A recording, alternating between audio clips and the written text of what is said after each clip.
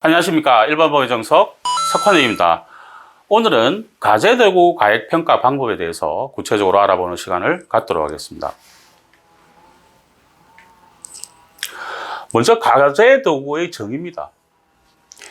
일상의 생활 용구로서 소유하고 있는 가구, 의류, 장신구, 침구류, 식료품, 연료 이와 비슷한 일체의 물품을 포괄해서 가제도구라고 이야기를 하는 부분들입니다. 가제도구 보험가입 적용상 유의해야 될 부분들인데, 첫 번째로 명기가제입니다. 보험증권에 꼭 기재를 해야만 보험 목적물이 되는 부분들이죠. 첫 번째로 통화, 유가증권, 그리고 귀금속, 귀중품, 그리고 원고, 설계서, 도안 이런 부분들은 꼭 명기를 해야만 보험 목적물이 되는 부분들입니다. 다음, 가제도구 적용 시 유의해야 될 부분들입니다. 첫 번째로 우리 학자의 서적이라든지 가수의 악기, 의류 이런 부분들은 어찌보면 업무와 관련 있는 집기비품 같지만 통상 가제로 처리를 하는 부분들입니다. 그리고 우리 농가의 경운기라든지 어망 이런 부분들은 굉장히 고가입니다. 그래서 명기할 필요가 있더라는 부분들입니다. 두 번째는 이 동식물에 대한 부분들이 문의가 많이 오는 부분들인데, 동식물은 가제도구로 인정을 해주지를 않습니다. 하지만 화분, 수족관은 가제도구로 인정을 해주는 부분들입니다. 세 번째, 이 부분도 굉장히 문의가 많이 오죠. 우리 안경이나 틀니, 콘택트 렌즈, 의수족, 그리고 인공 달팽이관, 와우 같은 경우는 굉장히 고가입니다. 이런 경우에 몸에서 분리되어 있는 상태는 가제도구로 평가를 하더라는 부분들입니다. 그리고 은수저 많이 가지고 계시죠. 몇 벌씩 이렇게 가지고 계시는데, 사용 시에는 우리 가제도구로, 그리고 보관 시에는 귀금속으로. 귀금속은 아까 뭡니까? 명기를 해야만 보상을 받는 부분들이죠. 명기가제로 처리를 해야 되는 부분들입니다.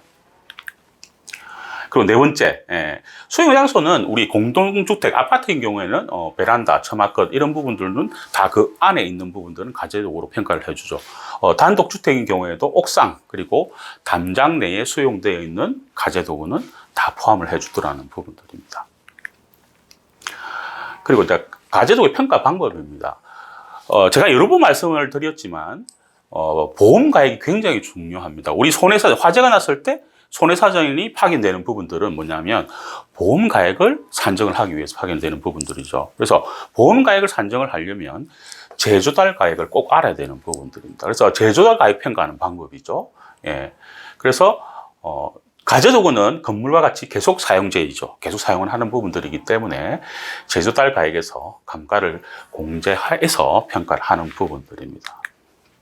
그래서 우리가 가제도구인 경우에는 제조달 가액에서 사용 손목에 따른 감가를 공제를 한다라고 제가 말씀을 드렸죠. 근데 가제도구는 사용 빈도, 사용 방법, 그리고 보유 수의 많고 적음, 그리고 내구성이 다 틀리죠. 상품, 제가 가제도구마다. 그래서 이렇게 감가 설정하는 것이 굉장히 어려운 문제들이 많습니다. 그래서 통상 제조달 가액의 25%를 감가 기준으로 보는 부분들입니다. 물론 실혼 가정에는 제외하는 부분들이죠. 그리고 이제 조금 전에 제가 말씀드린 내용처럼 가제도구 보험가액 간이평가 기준입니다. 우리 손해사정인들이 보는 부분들이죠.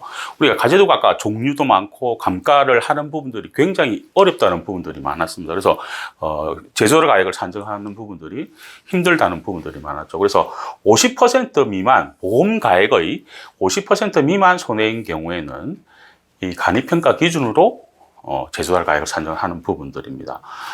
월평균소득, 세대주죠. 세대주의 월평균소득과 그리고 가족 구성원 수로 가지고 간이평가를 하는 부분들입니다. 그래서 72만 원, 1000만 원부터 716만 원, 7천만 원까지, 그리고 1인인 경우에는 1000만 원, 6인인 경우에는 4600만 원 이렇게 간이평가를 하더라는 부분들입니다. 그리고 월평균 소득액을 조정 계수를 합니다. 어떤 가정은 이 평균적인 중에 대한 가제도구를 가지고 계시지만 어떤 가정은 상, 또 어떤 가정은 조금 물건이 좀 저렴한 어떤 가제도구로 형성되어 있는 부분들도 있죠. 그래서 상중하로 따지더라는 부분들입니다. 그래서 400만 원 4인 가족을 제가 간이평가를 해보니 월 평균 소득 400만 원이니까 4,200만 원에 60%, 2,500만 원 나오죠. 그리고 가족 구성원 수 4인, 3,900만 원에 40%, 1,500만 원 하니까 4,100만 원 정도가 나오다는 부분들입니다. 여기서 말씀드리는 것은 월 평균 소득은 60% 가중치를 두고 가족 구성원 수는 40%의 가중치를 두는 부분들입니다. 그래서 400만 원의 4인 기준, 4,100만 원 정도가 나오는 부분들이죠. 그래서 4,100만 원에서 중이면 이 부분들로 간이평가를 하는 부분들이고 상이면 4,900만 원 하면 3,300만 원 정도로 간이평가를 하더라는 부분들입니다. 물론 피보험자 인정을 해야 되는 부분들이죠. 인정을 하게 되면 손해사정사가 이렇게 간이평가를 해서 제조가액을 산정을 하더라는 부분들입니다. 그래서 우리는 이 부분을 보험가입 금액으로 활용을 해도 큰 무리가 없겠다는 부분들입니다. 그래서 통상 한 4인 가족이다. 이러면 가족 1인당 한 1,000만 원 정도를 보면 큰 무리는 없겠다는 부분들이죠. 참고하시고요. 그리고 수리비의 감가 적용입니다.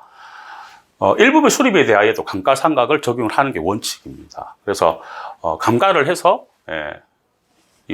보험가액의 20% 이하인 경우에는 감가를 적용하지 않고 이상인 경우에는 감가를 적용을 합니다. 그래서 초과하면서 감가 수리비가 보험가액의 20%보다 적은 경우에는 20%를 손해액으로 평가를 할 수 있다는 부분들입니다. 다음은 이제 가제도의 추정 내용 연수 및 경영 감가율표입니다. 저한테 한 번씩 문의가 오는 부분들이죠. 가구류, 금속 재료다. 추정 내용 연수는 20년이고 4%. 두 개 곱하면 80%가 되죠. 기타의 것은 10년이고 8%. 이렇게 감가가 되더라는 부분들입니다. 그리고 가전제품 10년. 그리고 경영감가 8%. 그리고 침구, 어류, 섬유 제품인 경우에는 5년. 이게 16%죠. 이렇게 감가가 되는 부분들이고, 그리고 주방용품, 도자기는 4년입니다. 그래서 20%가 감가가 되죠. 기타의 것은 10년, 8%가 감가가 됩니다. 그리고 이제 컴퓨터 6년입니다. 13.3%. 그리고 완구류 4년이죠. 20%가 감가가 되더라는 부분들입니다.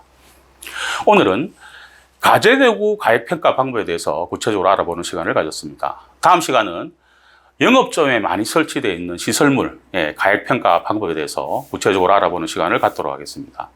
일반보험 무엇이든 물어보십시오. 상단의 카카오 채널에서 일반보험의 정석을 검색하시거나 연락주시면 성심성의껏 도와드리겠습니다. 항상 좋은 정보를 전해드리는 일반보험의 정석이 되겠습니다. 정보가 좋았으면 구독하시고 좋아요, 알림 부탁드립니다. 일반보험의 정석, 석환이었습니다.